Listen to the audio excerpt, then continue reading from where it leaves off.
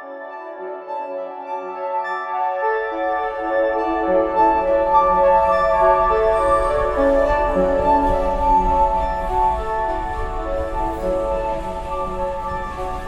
hard to describe.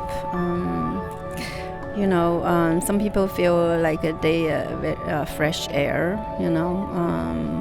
blowing inside the window. Some people I'll feel warm, just like morning sunshine.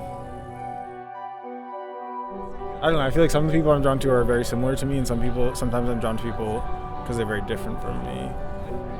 Yeah, I feel like Nicole and I are pretty similar in a lot of ways, like both kind of reserved and thoughtful, but then also, yeah, I'll definitely be drawn towards people who are like much more extroverted and loud as well.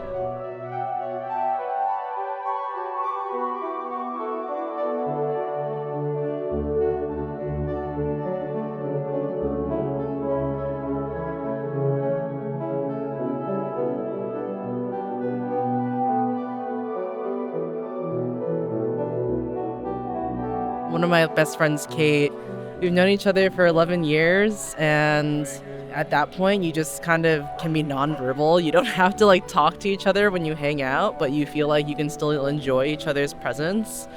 Not only be at ease, but also just talk to them about whatever. You can complain, or you can talk about really weird stuff that you think that other people probably wouldn't be open to talking about.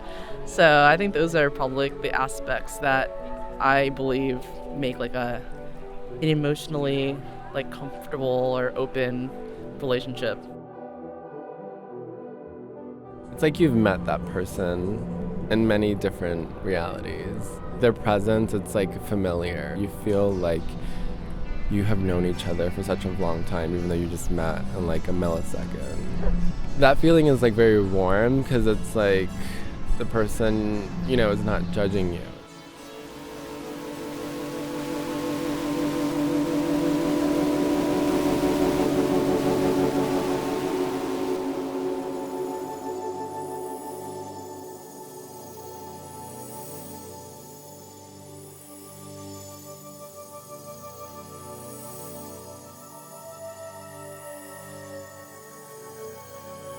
In my last apartment at golden hour, the sun would come streaming in, and I would lie on the bed with my cat, and I called it cat mode, and it was just absorbing the sun rays and lying kind of parallel with somebody.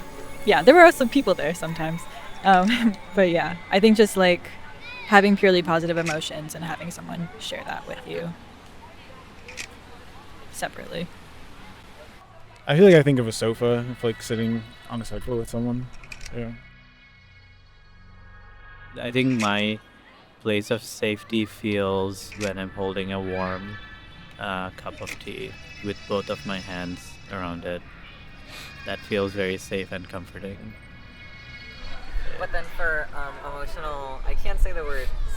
Stochasticity? Stochastic. Or randomness. Yeah, emotional randomness. What does that look like? The thing that I can think of right now is that if the cup was too hot and the water was boiling, and I still have to hold the cup because if I let go, everything falls over, but it's still boiling in my hand, and the water is kind of falling out of the cup, but not exactly, but it's still boiling, not very badly, and my hands are hurting. That's what I can think of right now.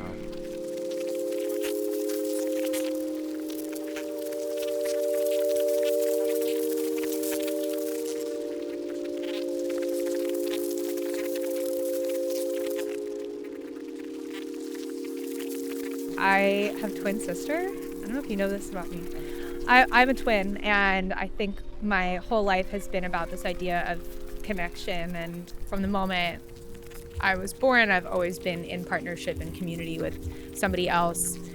As adults, we haven't lived together for over 10 years at this point. But I think having that foundation has really informed how I seek out partnership and approach community and things like that. I think it was very much this idea of accepting someone for who they are and experiencing, the benefit of being able to exist in the world with somebody else, having to getting to walk into school for the first time together. Also, being grouped together by other people. I think the pluses and the minuses of partnership.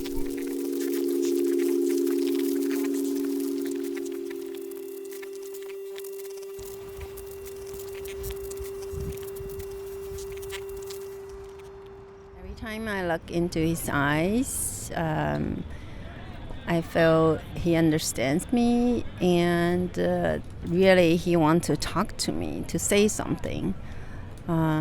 I feel I can see the tremendous love and the calm in there.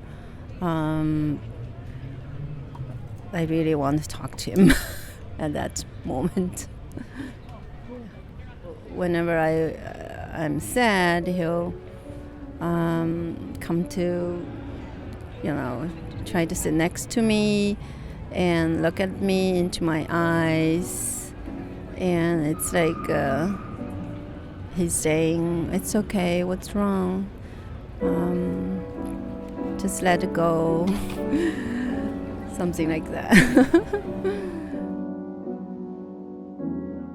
The things that we can observe, like our feelings or what people are thinking that are not quantifiable, those are like what makes human connection much more meaningful, because meaning is not defined by bits or or anything that like requires like a physical presence. There's a world where like you don't have to know everything. You just have to understand that there's something else out there. You can grasp it, it makes sense. You respect it, you acknowledge it, and you go with the flow. But like positive energy always like goes with positive energy, and negative energy always like goes with negative energy,